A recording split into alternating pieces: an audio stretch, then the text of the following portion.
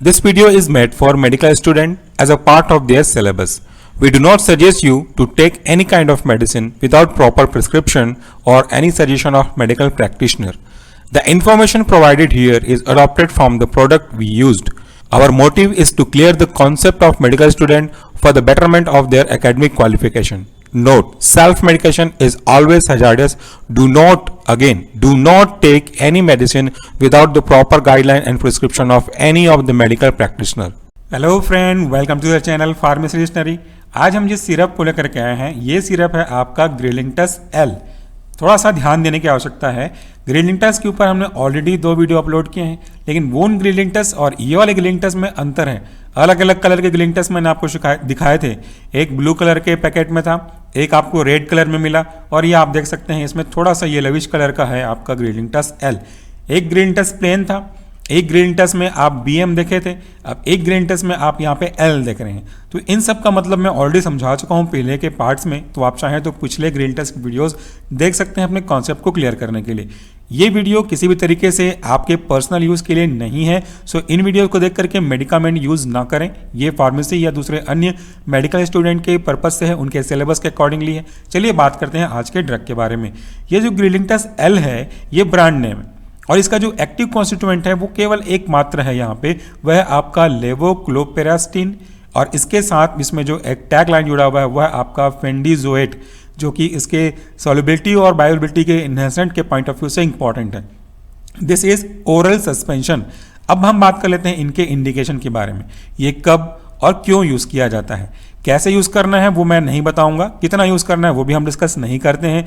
इनका जो यूज़ है बेसिकली आपके ड्राई कफ से आपको रिलीफ प्रोवाइड करने में करते हैं, यानी कि एंटीटेसिव ड्रग है ये। और एंटीटेसिव ड्रग क्या होता है, इसकी थ्योरी वीडियो ऑलरेडी अवेलेबल है हमारे मेन चैनल सॉल्यूशन फार्मेसी में। देखिए मैं आपको समझाता हूँ एंटीटेसिव के बेसिकली काम करने के तरीके को। मान लेते हैं ये हमारा सेंट्रल नर्वस सिस्टम है। ऑब्वियसली सेंट्रल नर्वस सिस्टम किससे बना हुआ होता है, ये बना हुआ होता है आपके ब्रेन से और आपके स्पाइनल कॉर्ड से। इन दोनों का जो कॉम्बिनेशन है वह है हमारा सेंट्रल नर्वस सिस्टम। इस सेंट्रल नर्वस सिस्टम के आसपास और भी नर्व मूव करते हैं जिन्हें हम पेरिफेरल नर्वस सिस्टम कहते हैं।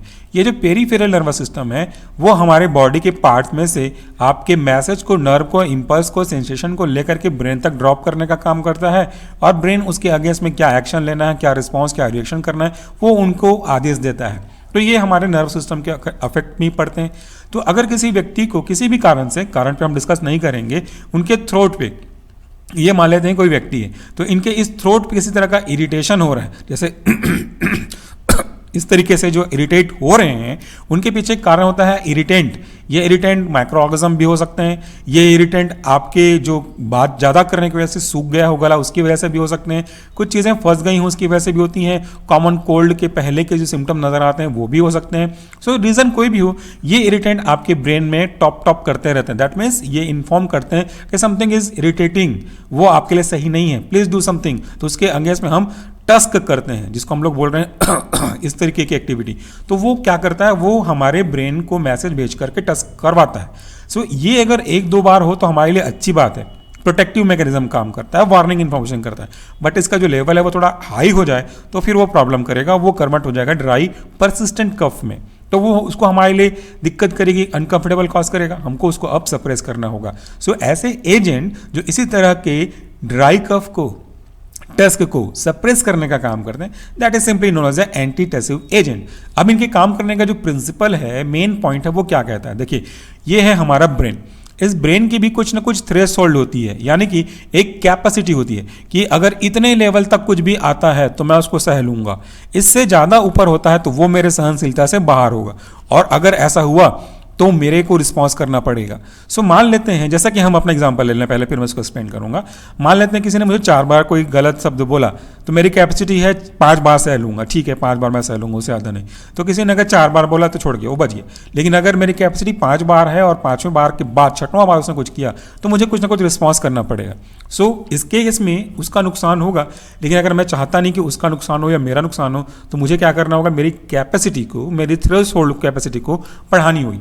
तो किसी भी कारण से चलिए मान लेते हैं कुछ मैंने ऐसा कर लिया कि मेरा थ्रेशोल्ड जो 5 था पहले मिनिमम, इससे अब 10 हो गया, तो जो पहले मैं 5 पे रिस्पॉन्स कर रहा था, अब इस थ्रेशोल्ड के बढ़ जाने की वजह से क्या मैं रिस्पॉन्स करूंगा? नहीं करूंगा ना, जब तक कि फिर ऊपर तक नहीं पहुंच पाए। तो हमारा ये जो मेडिकामेंट है वो हमारे ब्रेन के इसी थ्रेशोल्ड को मान लेते हैं जो 5 पे सेट था, जो थोड़ा सा ऊपर जाने पे कफिंग का स्टार्ट करता था, इसको हम लोग ने बढ़ा करके सहन शक्ति बढ़ा करके 10 तक ले लिया। तो अब आपका जो कफ पहले से था जिसकी कारण से इरिटेट हो रहा था, अब वो उतना ही है लेकिन थ्रेशोल्ड आपका बढ़ गया, तो आप रिस्पॉन्स नहीं करेंगे। ये है आपके इस ग्रिलिंगटस एल के काम करने का तरीका। बाकी चीज़ें कफ कैसी होती है, कैसे प्रोटेक्शन लेते हैं, कैसे डिमल्सन लेते हैं, वो आप जानते हैं। रही बात डिमल्सन की, तो वो भी मैं यहाँ पे डिस्कस कर देता हूँ। मान लीजिए ये आपका थ्रोट है, इस पे कोई एजेंट स्टिक हुआ है जो कि आपको इरिटेट कर रहा है, जैसे विक्स की गोली आपने देखी होगी विज्ञापन में, तो कुछ माइक्रो ऑर्गेनिज्म आपको इरिटेट करते हुए दिखते हैं कार्टून के फॉर्म में, इस तरीके से। सो जब हम यहाँ पे डिमल्सेंट लेंगे तो एक सूदिंग का कवर करेगा, जिसकी वजह से इरिटेटिव मैसेज जो निकल करके ब्रेन तक पहुंच रहे हैं उनको हम आसानी से मास्क कर सकते हैं, तो वो डिमल्सन का फंक्शन है। तो इसके फार्मूला क्या है मैंने आपको बताया, ईच 5 ml ऑफ सस्पेंशन, ये ml कितने का है, ये 100 ml का सस्पेंशन है, और इस 100 ml के हर एक 5 ml सस्पेंशन में आपको क्या मिलेगा? आपको मिलेगा लेवोक्लोपेरास्टिन, थोड़ा प्रोनाउंसिएशन पे मिस्टेक हो रहा हो तो I am sorry for that. इसके साथ साथ आपको मिलेंगे कुछ बेसिक इंग्रेडिएंट जिनका कोई अपना खास फंक्शन नहीं होता, जिनको हम लोग बोलते हैं सिरप बेस। और यहाँ पे जो सिरप बेस है वह है आपका क्वांटिटी सफिशिएंट। इसमें एक और इंग्रेडिएंट को भी यूज़ किया गया है, इसी का एक अलग फॉर्म है, वह है आपका लेवोक्लोपेरास्टिन हाइड्रोक्लोराइड। इसके ऊपर आपने लिखा है लेवोक्लोपेरास्टिन फेंडिजोलेट। यहाँ पे मैंने कहा कि सॉल्ट फॉर्म थोड़ा सा चेंज हो रहा है, तो दोनों की एक्टिविटी अपनी अपनी है ताकि सॉल्बिलिटी को एनहांस करके अपना एक्शन अच्छे से दे सकें। तो ये रहा हमारा आज का इंग्रेडिएंट।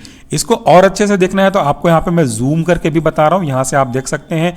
आगे अगर हम बात करते हैं तो देखिए कलर का है, कलर आर एडिटिव। ये कलर है सनसेट येलो, और इसमें इंडेक्स कलर का है 15985 जो कोडिंग होती है कलर की। मैंगो फ्लेवर इसमें ऐड किया गया है, मेरे ख्याल से इसीलिए इसका जो कलर है येलोइश वो इसी के पर्पज से लगाया गया है मैंगो फ्लेवर के पॉइंट ऑफ व्यू से।